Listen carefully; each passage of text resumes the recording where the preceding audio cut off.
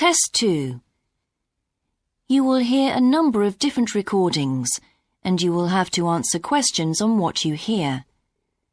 There will be time for you to read the instructions and questions, and you will have a chance to check your work. All the recordings will be played once only. The test is in 4 sections. At the end of the test, you will be given 10 minutes to transfer your answers to an answer sheet. Now turn to Section 1.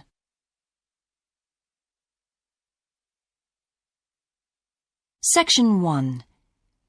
You will hear a conversation between a representative of an insurance company and a customer.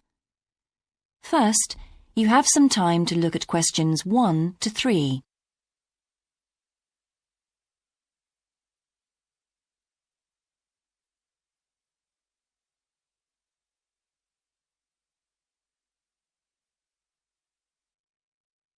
Now we shall begin. You should answer the questions as you listen, because you will not hear the recording a second time. Listen carefully and answer questions 1 to 3. Good morning, Total Insurance. Judy speaking. How may I help you? I recently shipped my belongings from overseas back here to Australia, and I took out insurance with your company. Some items were damaged during the move, so I need to make a claim. What do I have to do? Okay, well, first I need to get a few details about this. Can you give me your name, please? Yes, it's Michael Alexander. Okay, and your address, please? My old address or my current one? Your current one. It's 24 Manly Street, Milperra, near Sydney. What was the suburb, sorry? Milperra, Milperra. Right. Now, who was the shipping agent, Mr. Alexander? You mean the company we used? Yes, the company who packed everything up at the point of origin. Oh, it was, First Class Movers. Okay. Where were the goods shipped from? China, but the ship came via Singapore and was there for about a week. Don't worry, all of that information will be in the documentation. Now, the dates. Do you know when the ship arrived? It left on the 11th of October and got to Sydney on the 28th of November. Okay. I need one more thing. There's a reference number. It should be in the top right-hand corner of the pink form they gave you. Let me have a look. I have so many papers. Yes, here it is. It's 601ACK. Thanks. Before you hear the rest of the conversation, you have some time to look at questions 4 to 10.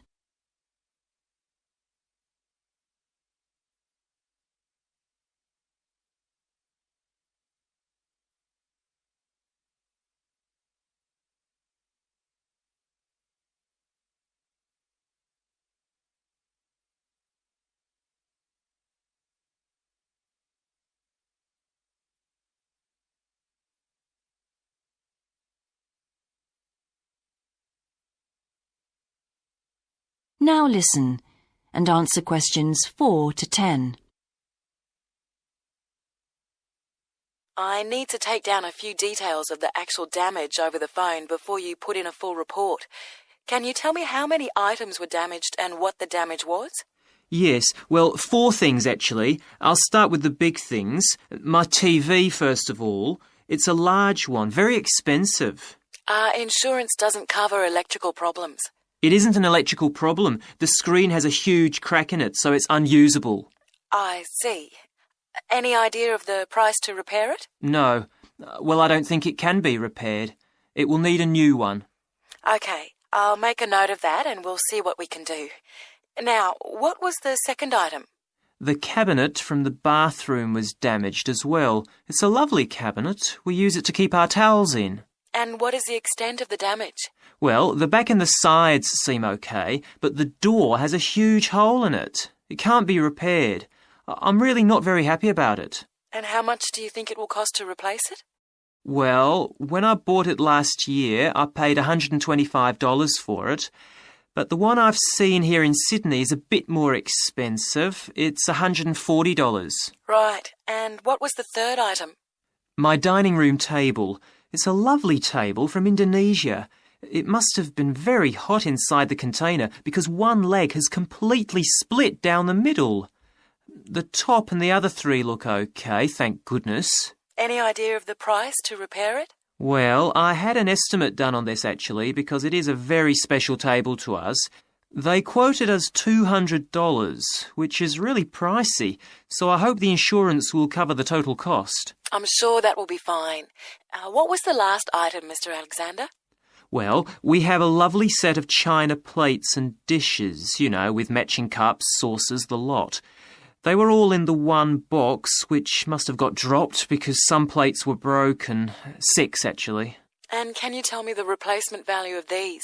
Well, it's hard to say because they were part of a set, but they can be up to $10 each as it's such a good set. OK, so that would be around $60 altogether. Yes, that's right. And is that all of the items? Yes. So, what do I have to do now? That is the end of section 1. You now have half a minute to check your answers.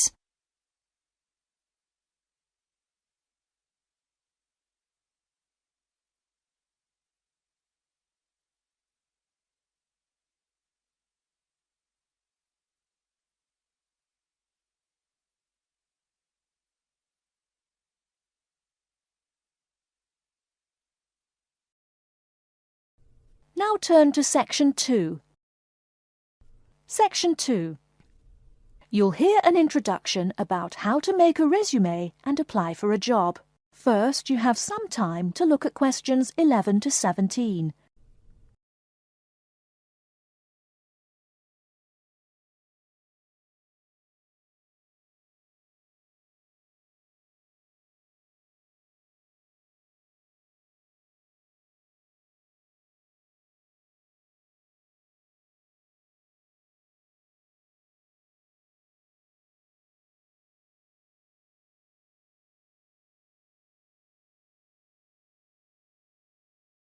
Now, listen carefully and answer questions 11 to 17.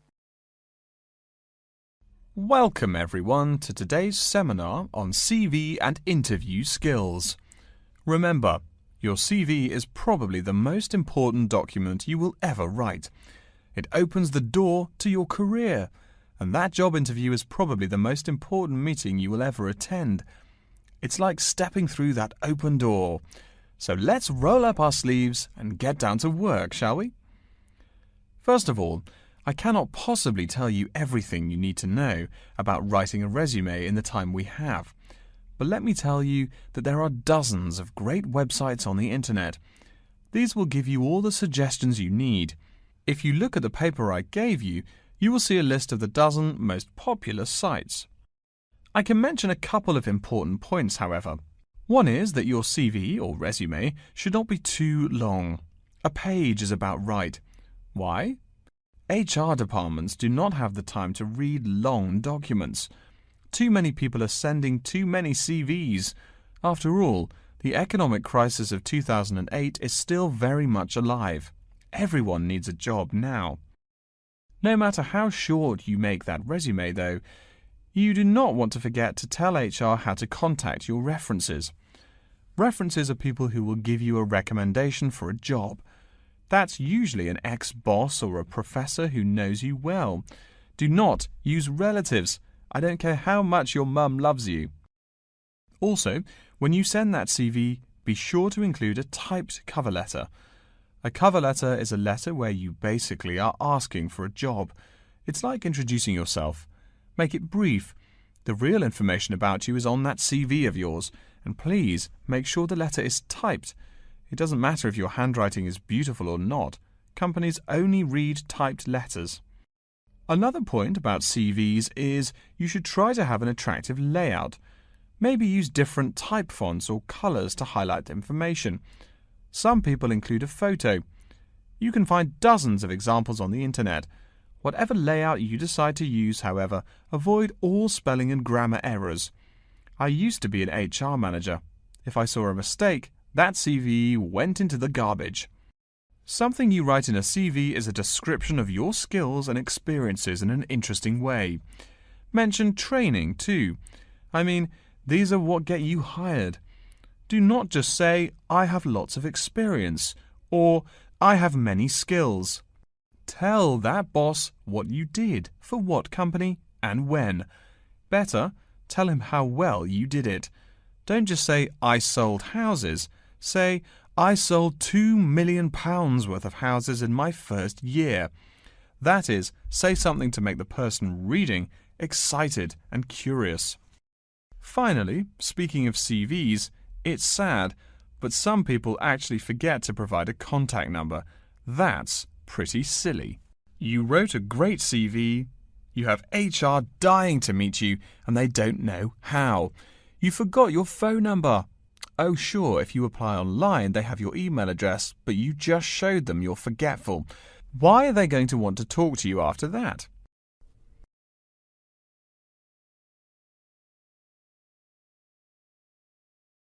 Before you hear the rest of the talk, you have some time to look at questions 18 to 20.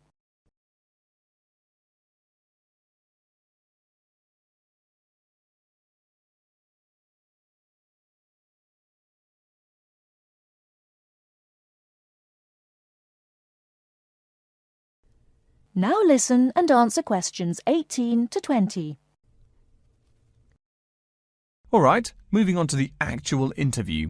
I'll go over what you need to know by the end of it and what you can discuss and negotiate on later once it looks like you'll be offered the job.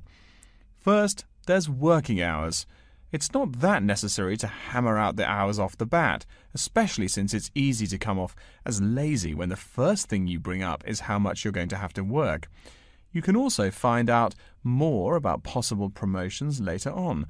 It is important, however, to get a feel for how much you'll be paid. You should make sure the salary range is commensurate with what you're worth, and if you're not, you can move on to better opportunities. Being sure you're going to make what you want to live on is much more important than issues like your pension. You're all so young that your pension is not going to matter for quite a long time. You should find out about what skills you must know for the job and what they'll teach you. In addition, if the company will provide training, you should find out how long the training period is and whether it is paid. Beware of any jobs that want you to train for a long time without appropriate compensation. Speaking of compensation, find out about holidays as well. Do you get paid vacation time? Are you allowed to take personal days? Do you have to work on national holidays? Once you work out these main issues, you can move on later to details like the location and expected attire and whatnot. Wow, that's a lot of information. Let's take a break so you can think everything over and ask any questions you may have. Don't hesitate to come and see me if you need any clarification on all this stuff. That is the end of section 2. You now have half a minute to check your answers.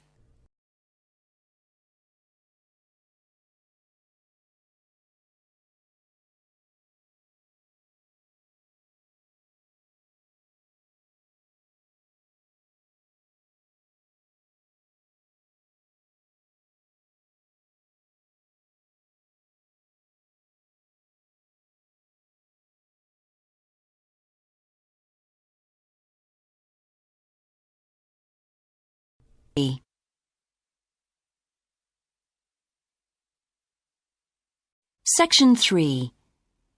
You will hear part of a seminar in which a researcher called Grant Freeman discusses his work on Australian honeybees with a group of students. First, you have some time to look at questions 21 to 24.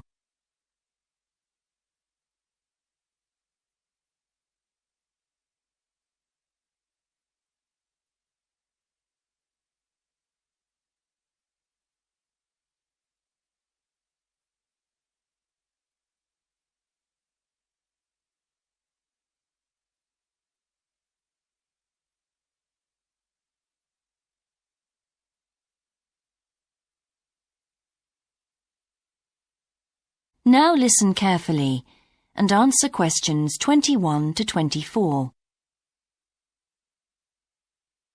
Good morning, everyone.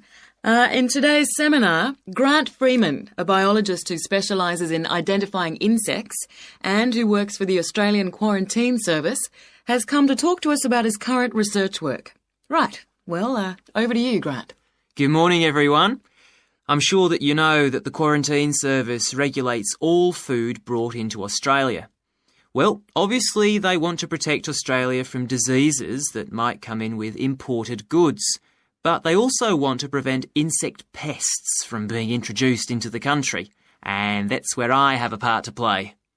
Anyway, my current research involves trying to find a particular type of bee, the Asian honeybee, and finding out whether there are any of them around in various states of Australia. We discovered a few of them in Queensland once and eradicated them.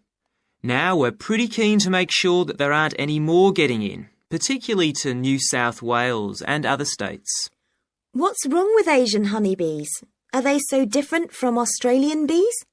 Well, in fact, they look almost the same, but they are infested with mites, microscopic creatures which live on them, and which can seriously damage our own homegrown bees, or could even wipe them out. Well, what would happen if Australian bees died out? Well, the honey from Australian bees is of excellent quality, much better than the stuff the Asian bees produce. In fact, Australia exports native queen bees to a large number of countries because of this. When the European honeybee was first discovered out in the bush, we found they made really unpleasant honey, and they were also too big to pollinate many of our native flowers here in Australia. That must have had a devastating effect on the natural flora. Did you lose any species? No, we managed to get them under control before that happened. But if Asian bees got in, there could be other consequences. We could lose a lot of money because, you might not be aware, but it's estimated that native bees' pollination of flower and vegetable crops is worth $1.2 billion a year. So in a way, they're the farmer's friend. Oh, and another thing is, if you're stung by an Asian honeybee, it can produce an allergic reaction in some people, so they're much more dangerous than native bees. Before you hear the rest of the seminar, you have some time to look at questions 25 to 30.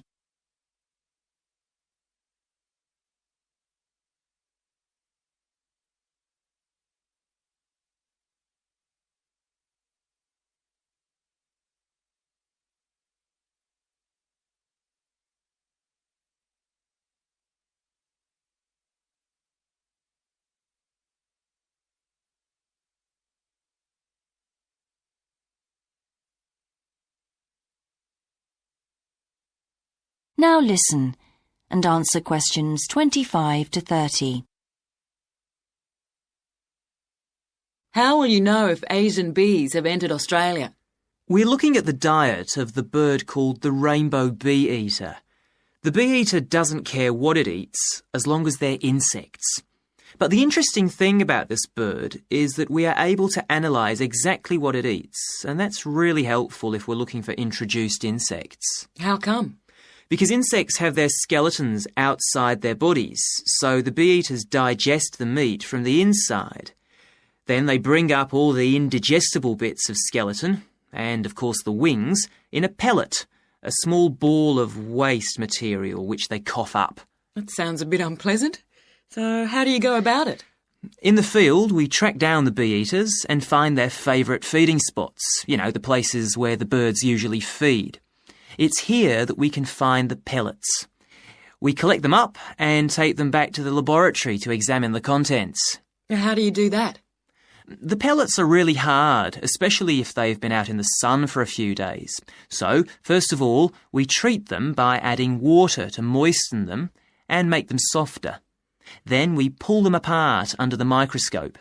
Everything's all scrunched up, but we're looking for wings, so we just pull them all out and straighten them.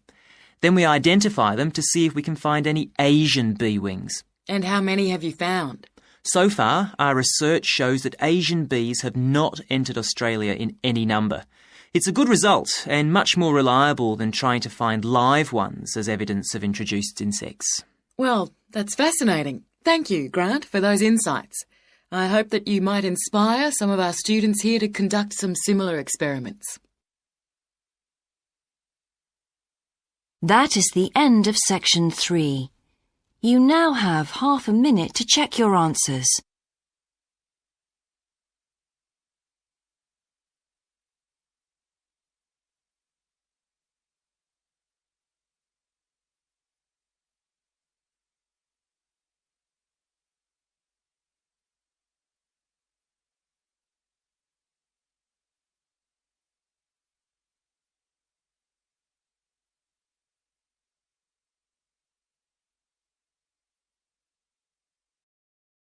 Now turn to Section 4. Section 4. You will hear an introduction about the curriculum and facilities of Waitemata University. First, you have some time to look at questions 31 to 40.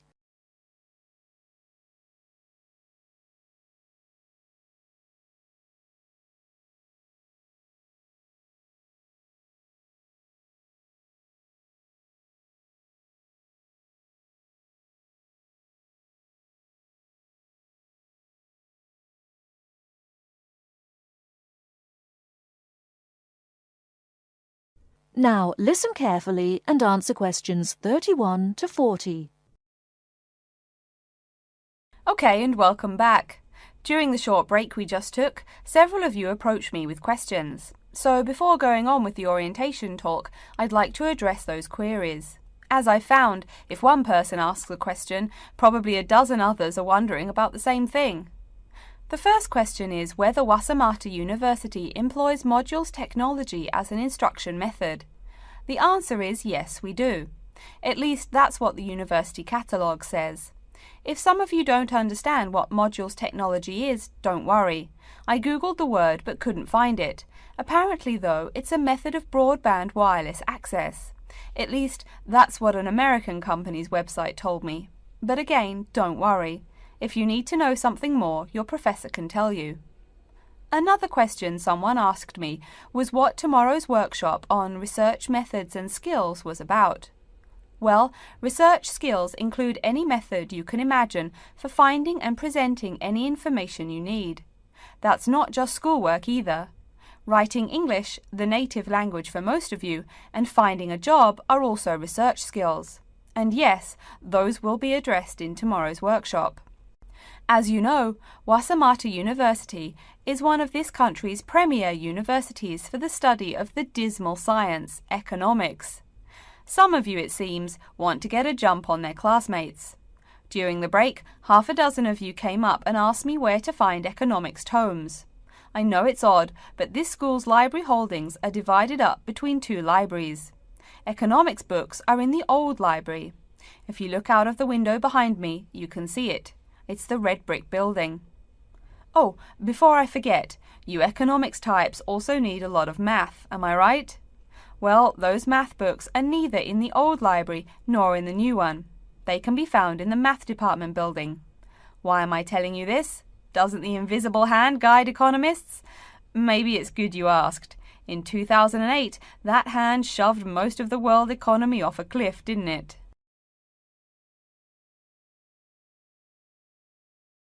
Now, I realise that most of you couldn't bring a computer printer or a photocopier from home. So I'm sure you're already wondering where you can copy things like term papers, internet articles, and things like that. I have some good news and some bad news. The good news is that there are a number of places you can make copies. These include both libraries and the Student Union building. Now the bad news. I'm sorry to say, most classroom buildings and academic departments do not have copiers students can use. So most of the large buildings you see around campus do not have copiers for students. The copiers there are reserved for professors and office staff. Oh yes, I nearly forgot to tell you. If you need to have printing done, all the copiers available to students are laser printers. Plus, for your convenience, you can pay using prepaid cards. You can get those in the Student Union building. That just covers the questions put to me. If you have more, please see me during the next break at 2:15. Right now, though, I'd like to start to give you a rundown on the various facilities here on campus. That way you won't get lost so easily in the weeks to come. I've been told that this year's incoming class features a large number of married students and parents. So you must be wondering where to put the baby while you're in class. Okay, right now we're in the Student Union building, right? Remember the big doors in front where you all came in? If you go out of the building, you can see the nursery is just on the other side of this building. It's only about 20 meters away. Convenient, eh? Next, we're all from different places around the country. Some of you are from other countries. That means we're pretty likely to get sick during the first months of school as we expose each other to many new viruses. So where's the doctor? Of course, you need to find the Medical Services Centre, which is on the right as you leave the building. Remember, that's the second building on the right. And if you look out of that window, you can see a lot of antenna and satellite dishes on the roof. So that's what we call the Media Centre. Yeah, I know, I think it's confusing too. The Media Centre is next to the Medical Centre. The chairwoman of the journalism school on the first floor doesn't like it when people who wander in there mistake her for a nurse. Chances are you'll have at least one math class while you're here. That red building there, just outside to the left, is the math department building. I know, it looks about as old as the subject of math, but I assure you that the inside is equipped with state-of-the-art classroom equipment, including interactive chalkboards and surround sound in every room. Oh, can you see the back building there? Yes, behind the Media Centre. Quite new, isn't it? That's the new library, just decorated. They're back to back, you might say. If you look just to the left of it at the lower, older-looking building, you'll find the old library. It's nice and quiet, perfect for those marathon study sessions during exam week. Since the weather is so nice, why don't we stop looking at our maps but go for a walk around the campus? That is the end of section 4. You now have half a minute to check your answers.